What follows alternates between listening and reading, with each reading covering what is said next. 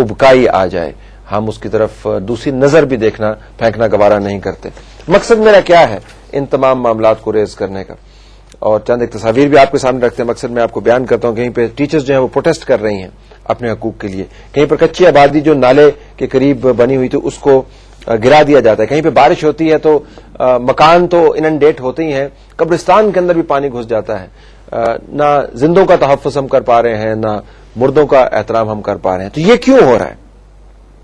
बुनियादी नुक्ता नाज़रीन मेरे मुशाहिदात पर मबनी ये है कि इस मुल्क के अंदर जिस वाक़े के अंदर अवाम इन्वॉल्व हैं, ना रियासत की उसके ऊपर तवज्जो है और ना हुकूमत की उसके ऊपर तवज्जो है। इन तमाम खबरों के अंदर आपको एक चीज नजर आएगी कि जिस जगह पर गरीब या पहुंच ना रखने वाला शख्स इन्वॉल्व है, उस जगह पर रियासत और हुकूमत आपको मुकम्मल तौर पर नाकाम नजर आएगी। इसी वजह से नाज़रीन, जब आप सड़कों पर जाते हैं तो आपको हर रोज ऐसे 20 चेहरे नजर आएंगे, जिनमें से चंद एक आप देख रहे होंगे। लोग फुटपाथों पर बैठे हुए हैं और रोजी कमाने की कोशिश कर रहे हैं। हो सकता है उनका माल बिक जाए, हो सकता है उनका माल ना बिके, वो परेशान हाल हैं, घर में उन्होंने पैसे लेके जाने हैं। आज हमारे स्टूडियो के अंदर 4 असातिज़ा कराम आए, जिनकी स्टोरी हम आपको किसी और प्रोग्राम में सुनवाएंगे। 20-20 साल उन्होंने एक स्कूल के अंदर गुजारा किया है। रावलपिंडी के कमिश्नर और उस स्कूल के प्रिंसिपल के हाथों वो फंस गए और 4 टीचर्स को उन्होंने निकाल बाहर किया without giving them adequate notice. असातिज़ा कराम जो है वो हमारे कमरे में आके धाड़े मार मार कर रोने लग गए। उनकी खबर हम आप तक पहुंचाएंगे, उनके इमेजेस भी आप तक पहुंचाएंगे, आवाज भी आप तक पहुंचाएंगे। ये वो लोग हैं जिन्होंने तालीम फैलाने के लिए अपनी जिंदगी वक्फ कर दी।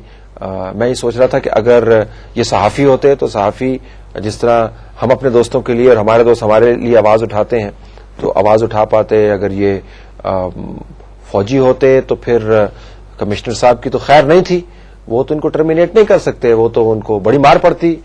प्रिंसिपल साहब भी भागे चले जाते। कोई सियासतदान होता तो इस्तेहकाक का मामला होता।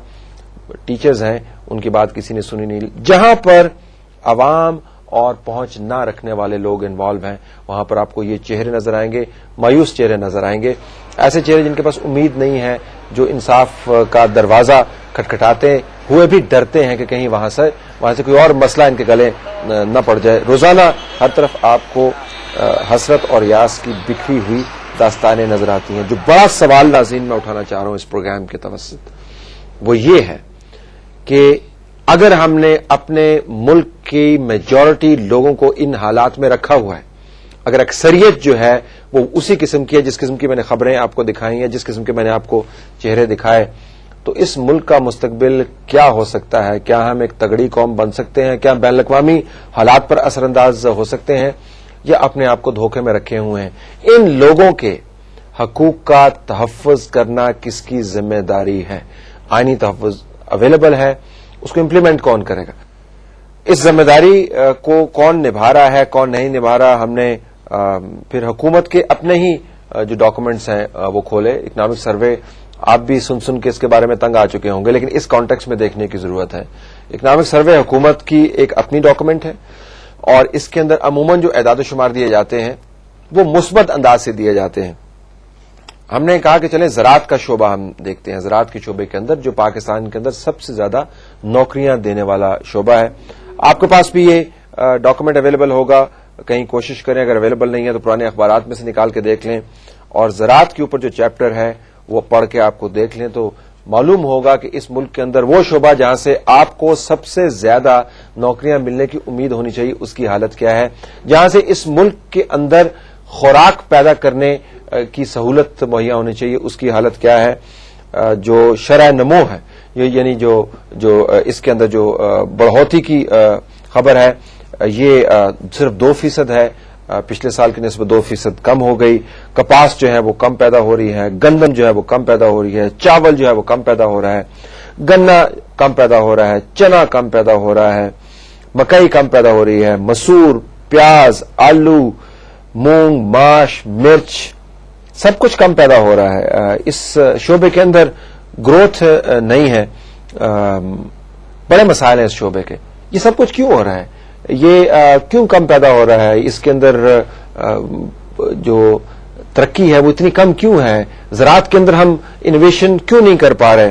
افراط زر انفلیشن، یہ ٹیکنیکل ٹرم، بنیادی طور پر مہنگائی، اگر اس کی آپ حالت دیکھیں تو وہ بھی آپ کو اعداد و شمار کے لپیٹے سے علیحدہ ایک بہت ہی بھیانک حقیقت کی صورت میں آپ کے سامنے آئے گی کہ افراط زر بڑھتی جا رہی ہے، inflation is on the rise. Numbers کو چھوڑ دیں، روز آپ اور ہمیں پتا چلتا ہے اور بتایا جاتا ہے کہ اس مرتبہ جو مہنگائی ہوئی ہے اس میں چند ایک بنیادی خوردنی اشیاء جیسے کہ چینی، دودھ، گوشت، مرغی اور تازہ سبزیوں کی قیمتوں میں اضافے کی وجہ سے، یہ چند ایک چیزیں ہیں. یعنی اگر یہ تمام چیزیں مہنگی ہو گئی ہیں تو لوگوں کی پہنچ سے باہر ہو گئی ہیں، لوگوں کی پہنچ سے باہر ہو گئی ہیں تو پھر اس کا نقصان کیا ہوگا؟ آپ کی صحت خراب ہوگی، کھانے کو نہیں ملے گا، بچوں کی نشو و نما جو ہے اس کے اوپر فرق پڑے گا. اپنے اعداد و شمار کے مطابق ناظرین، غربت کے حوالے سے جو فگر دیا گیا ہے وہ سب سے امیزنگ فگر ہے. لکھا گیا ہے کہ ایک اندازے کے مطابق 2008 اور 2009 کے دوران آنے والے بین الاقوامی معاشی بحران کے سبب 47 سے 84 ملین لوگ خط غربت سے نیچے رہے ہیں. 47 اور 84، ایک تو میں یہ سمجھنے سے قاصر ہوں کہ آپ کے اعداد و شمار کے اندر کتنی لچک ہے. 47 ملین یعنی تقریباً 4 کروڑ 70 لاکھ یا 84 ملین یعنی 8 کروڑ 40 لاکھ.